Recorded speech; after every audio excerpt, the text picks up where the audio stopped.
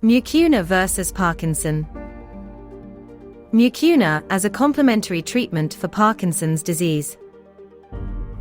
When Parkinson's patients see that orthodox medicine doesn't improve their symptoms, they look for alternative remedies such as Mucuna, a plant rich in levodopa, but they don't dare tell their doctor what happens. The first neurologist I asked about Mucuna furrowed his brow, wrinkled his nose and scolded me. "Why would you take a dirty herb instead of the pure levodopa in Cinemet?" I never went back to the doctor again. And what is Mucuna? Mucuna is a type of bean that grows in the tropics and contains large amounts of natural levodopa. It is better tolerated and more effective than the synthetic levodopa in Cinemet, Modipar or Stalevo. Mucuna can be bought over the internet without a prescription in the form of powder, capsules or drops. Many Parkinson's patients take it without the knowledge of their neurologist and without any kind of control. And neither patients nor doctors tend to have a clear idea of the plant, the substances it contains, or the doses. Dr. Maldonado is a neurologist with extensive curriculum and clinical experience.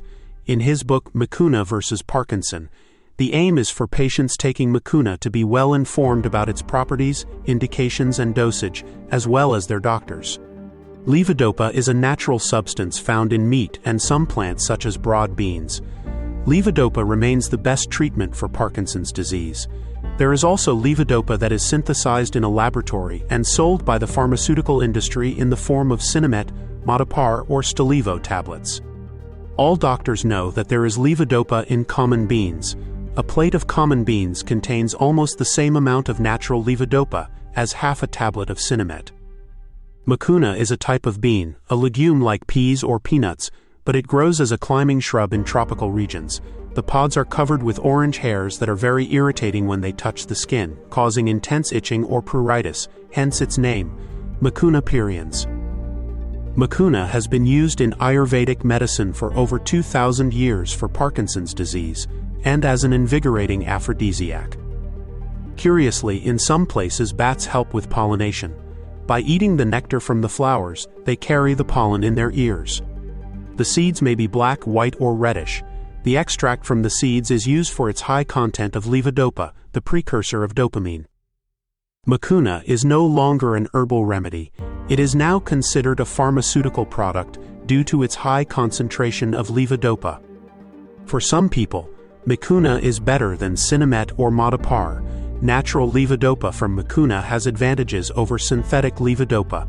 Animal and human studies confirm this. Take a look at this curious patent. Very famous neurologists have registered a method of extracting cowpea seeds to treat Parkinson's disease. The studies supporting these patents describe the advantages of Mucuna extracts over conventional levodopa. Mucuna offers a wider therapeutic window. Improvement is faster, the effect is longer lasting, and it is less toxic than the synthetic version.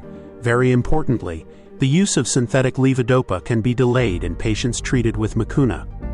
Mucuna has similar contraindications to synthetic levodopa, and special patient situations are taken into account, and it is always taken under medical supervision. Often neither the patient nor the doctor is familiar with Mucuna. The Mucuna is available in many forms: powder, drops, or capsules. Care must be taken with the different formulas and concentrations. You need to know what you are buying.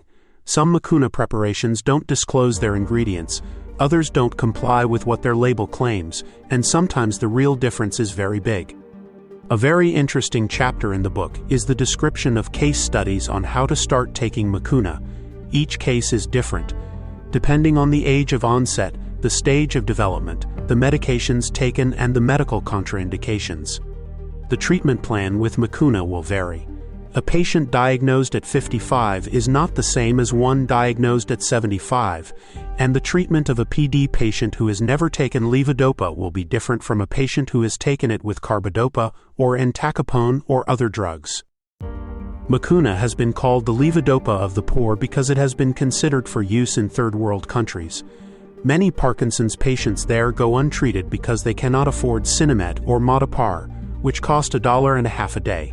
Mucuna grows spontaneously there and would be a solution.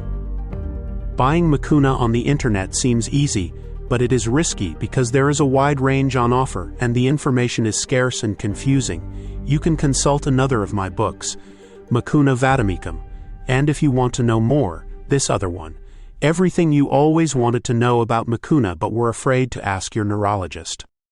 Future trials are expected to confirm the efficacy of Mucuna in Parkinson's disease, and that natural levodopa has fewer adverse effects in the short and long term.